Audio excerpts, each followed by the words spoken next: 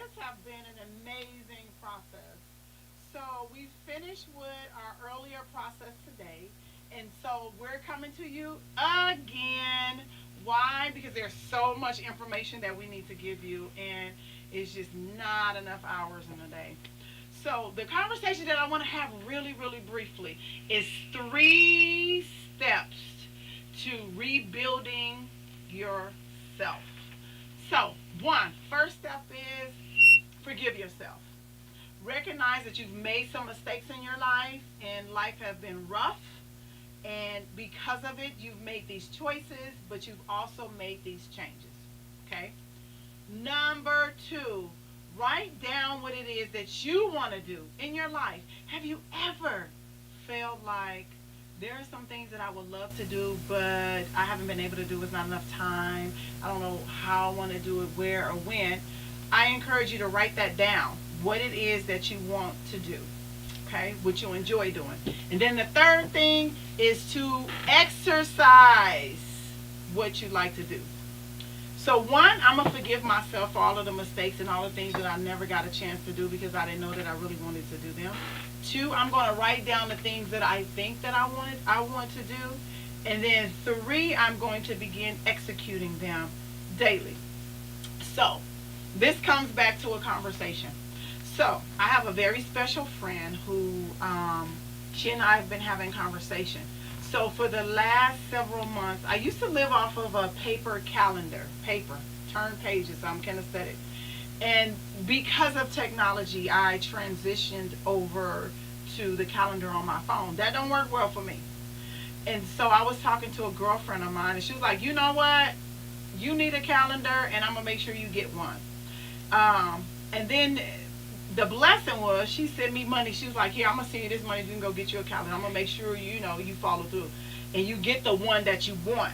Because the person I am, I'll find a calendar. Oh, this is how much I got. It's within that budget. Versus, oh, I really like that. And I can have that. So she supported me with getting a calendar. And what I've been doing every day since, I just get in the bed in the night. I plan for the day. First, I pray.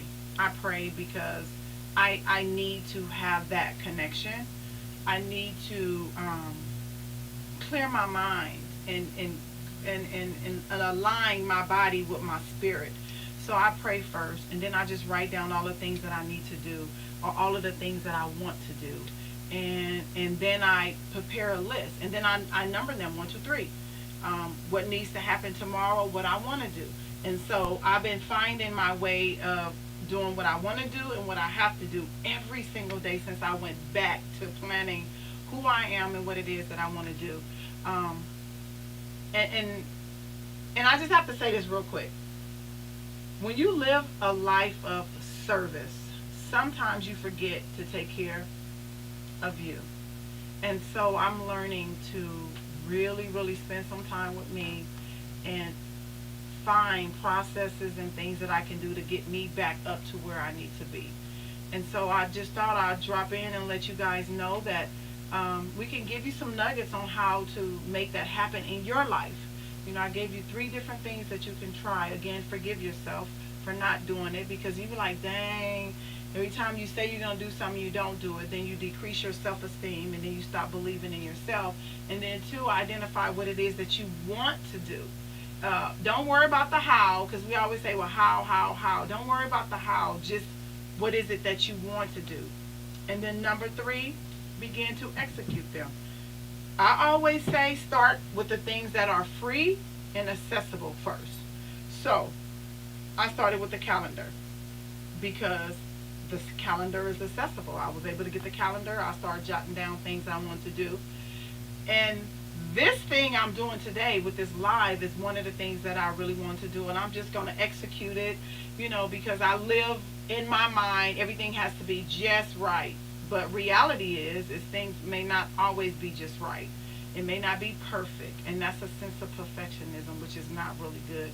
So I have high dreams. I have a vision. I'm very creative. However, sometimes you just got to get it out. As I always hear, version 1 is better than version none. And so I'm trying to make that happen for me, because the live stream videos is what I need to do, right? So again, thank you for joining in to Red Table. Thank you for joining to Royal Table Talk. My name is Toyia Hampton, and I am your host.